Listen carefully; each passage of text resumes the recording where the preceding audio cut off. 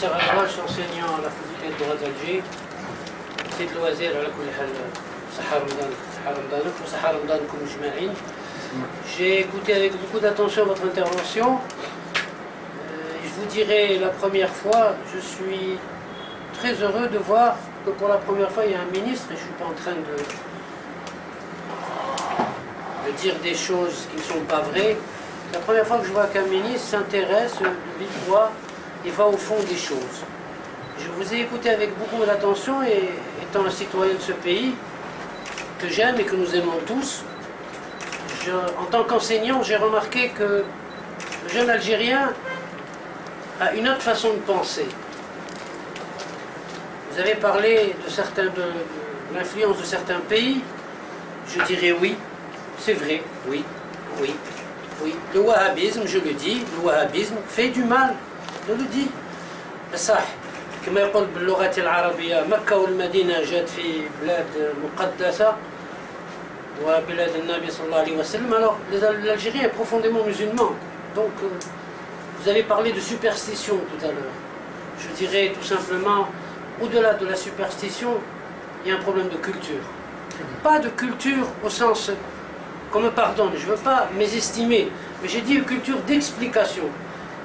Là, à mon sens, l'école doit être le formateur. Première des choses. Et je vais vous donner un exemple, très terre à terre. Lorsqu'on prend l'article 1 du Code civil, je ne suis pas en train de faire un cours de droit, lorsqu'on prend l'article 1 du Code civil, qui fait partie du droit positif, qui est un droit qui est appliqué dans un moment donné, dans une époque donnée, on commence par la loi, et puis on va sharia al-islamiyya, le droit naturel et l'équité. Certains disent non, la loi n'existe pas, c'est la charia islamienne qui s'applique. Oui, comme source subsidiaire. Mais le message il est distillé, on se bagarre, même avec les étudiants, on se bagarre avec les gens pour leur faire comprendre qu'il y a un code civil qui est fait par un État, on appelle l'Algérie. Concernant l'influence des pays orientaux, vous citiez le wahhabisme. Je crois que nous devrions en Algérie être immunisés. Vous le savez pertinemment, professeur.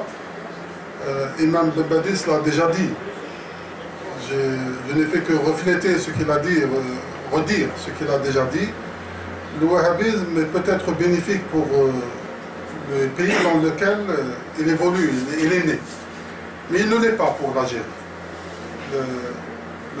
La réponse de Cheikh Mbadis a été très connue.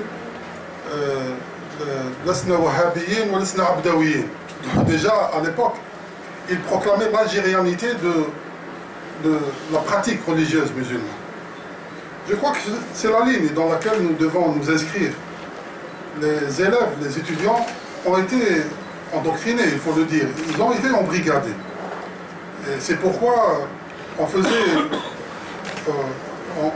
la comparaison avec ces pays dans lesquels il est dit que c'est la charia qui est appliquée en premier lieu. Mais nous n'avons pas assez fourni d'efforts, professeur, vous le savez, dans l'université où nous exerçons, pour démontrer le contraire. Nous ne le démontrons pas parce que nous avons cette faiblesse, peut-être cette superstition, mais surtout cette faiblesse de ne pas mettre en faux un pays dans lequel il y a Mecca ou le Médine. Mais d'autres le font avec l'Égypte, en disant que l'Égypte a en référent de jurisprudence la charia en premier lieu. Mais on ne dit pas aussi qu'en Algérie, même la jurisprudence en Algérie, bien que la charia est en deuxième lieu, c'est la première source,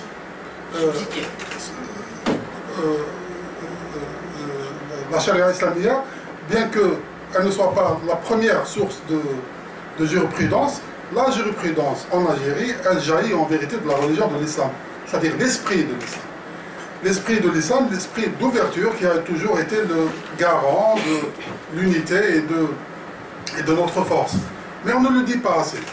Nous ne déchiffrons pas assez le code civil pour dire que le code civil en Algérie, vous le débattiez tout à l'heure, n'est que l'autre image, c'est le reflet de Sidna Khalil.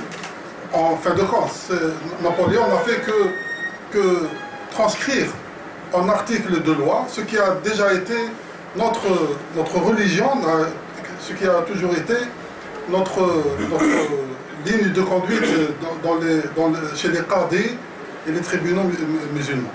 Nous ne le disons pas assez dans nos universités, mais nous ne le disons pas assez dans nos mass médias et durant nos conférences et notre formation.